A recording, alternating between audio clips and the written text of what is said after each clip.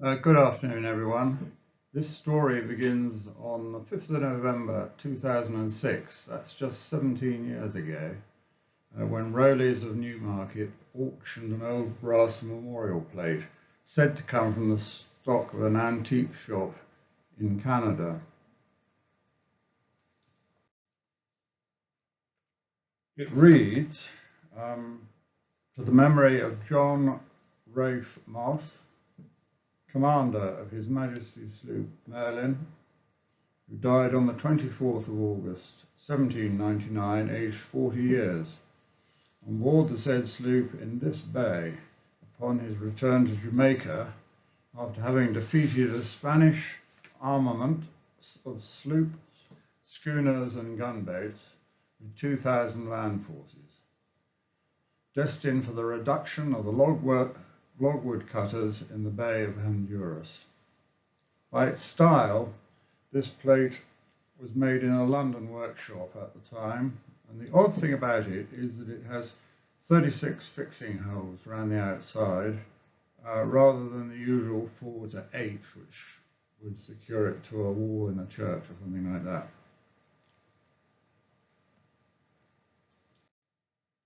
So on June the 9th, 1798, newly promoted Commander John Rafe Moss arrived at Belize River's mouth to take command of the sloop Merlin. Built in 1796, she had been sent straight to Belize and was to spend virtually the whole of her short 7-year life here on her own as the guard ship. She was armed with 16 6-pounder guns, together with 4 12-pounder carronades on her quarterdeck and 2 more on her forecastle. She was ship-rigged and had a complement of 121. Here is the Jamaica station in that time, stretching from Jamaica to the south, Florida and the Bahamas to the north, Haiti to the east, and Central America, Yucatan, now part of Mexico, and Belize to the west. As you know, Belize, under the Treaty of Tordesillas of 1494, was part of the Spanish province of Yucatan.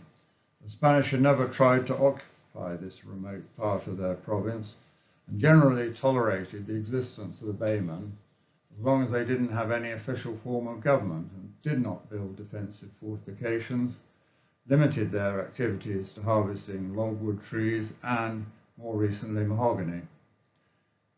All this meant that in practice the baymen ruled themselves by appointing a committee of annually elected magistrates. When the outbreak of war had seemed likely, the governor of Jamaica, who kept an unofficial eye on them, had sent Lieutenant Colonel Barrow as their superintendent, with a secret commission as commander-in-chief should war be declared, which it had been by the time he arrived in December 1796. Aboard the Merlin as the new guard ship. Also aboard her were reinforcements in the shape of a few troops and some artillery. Meantime, the wonderfully named Irish-born Spanish governor of Yucatan, Field Marshal Arturo O'Neill, had been planning an invasion to get rid of the baymen forever. This took the form of an amphibious expedition, or armament, launched from their main port, Campeche, on the left of the chart, which, by the time it reached Brazilian waters in late August, had been deserted by its most important naval ships, 2 frigates, which carried all his heavy guns. Their commander said that they had neither enough food nor the right charts, and simply and disgracefully sailed off to his base in Veracruz, which was 400 miles away.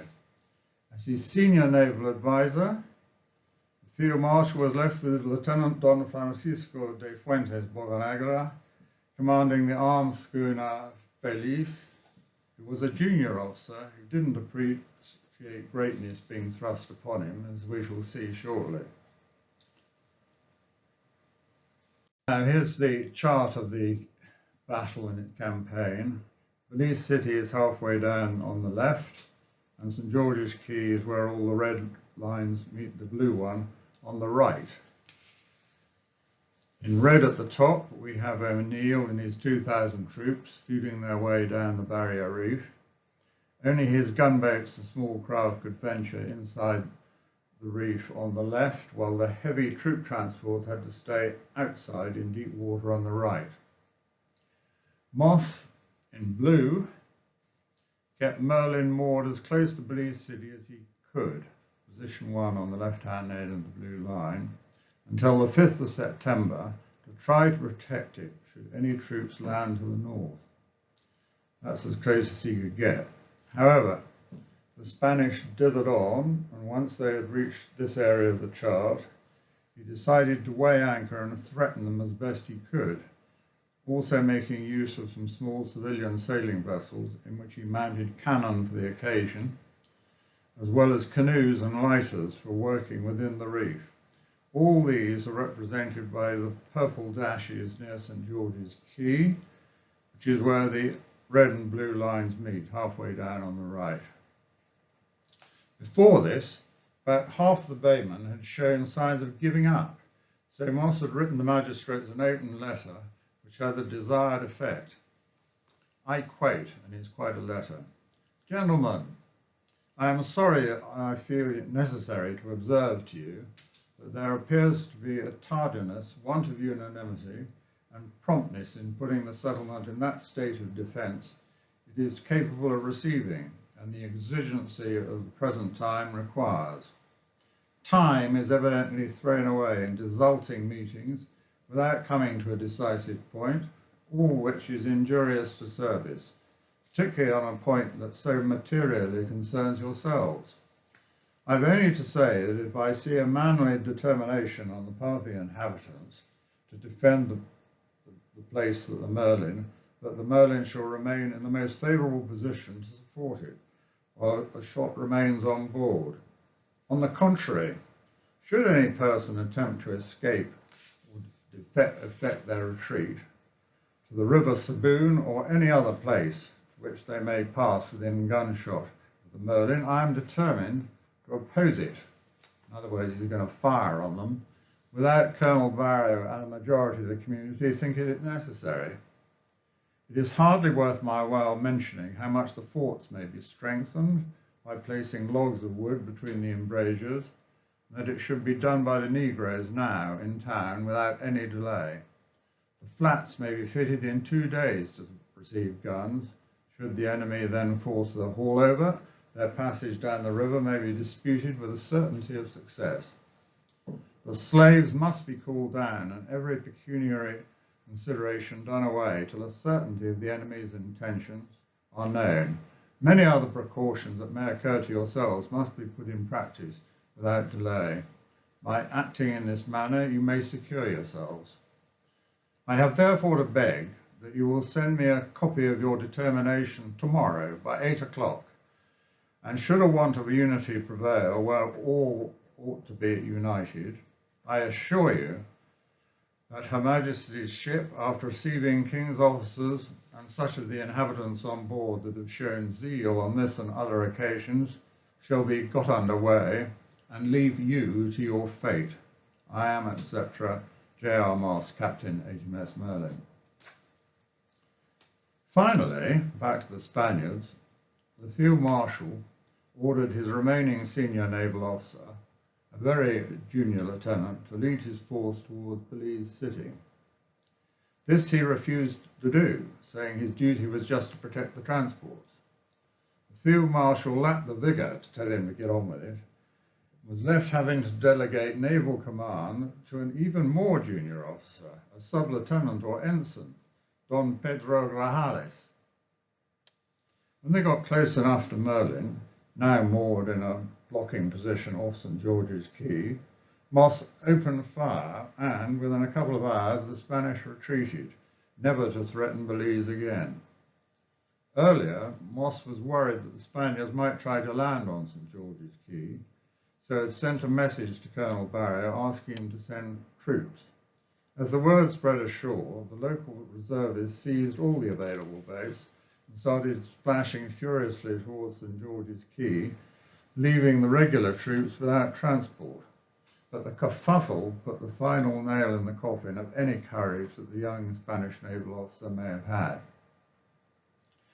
It was a brilliant feat that Colonel Barrow and Moss pulled off between them, and, as ever, the reason was spelled out by Barrow in his official report as Commander-in-Chief.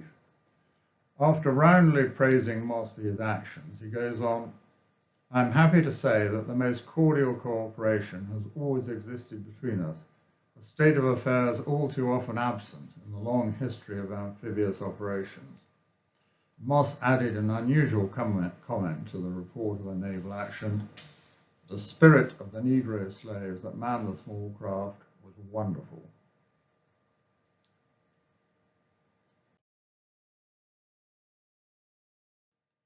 Merlin remained on station off Belize until 26th of July the following year, when she set sail for Port Royal, Jamaica, for essential maintenance and repairs.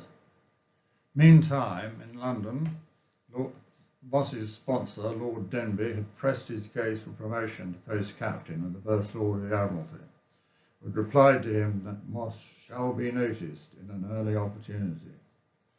But man proposes, God disposes. The red date marks in the sea between Belize, Cuba, Grand Cayman in the middle, and Jamaica traced Merlin's track, beating into the prevailing wind to reach Port Royal, which she did on the 24th of August, but now under the command of Lieutenant Knipe, because the master's log records on the 10th of August that at 9 departed this life Captain Moss. The ship was just off the sparsely populated island of Grand Cayman, and there he was buried, near the sand dunes of Hogstyes Bay, where the cruise liners berth today. Almost certainly he died of fever. And this is an 18th century chart of Grand Cayman, showing Hogstyes Bay is on the southwest corner, and the writing at the bottom is all the sailing directions you would get in those days.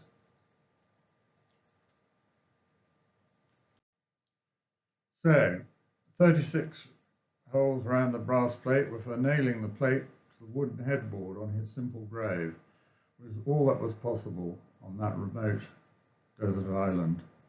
So that was the end of John Moss, and Merlin didn't last longer, being sent home to be broken up in 1803. As a South American historian has commented recently, there can be few times in naval history when such an action with so much cannon fire, resulting in so few casualties, has had such a permanent political result.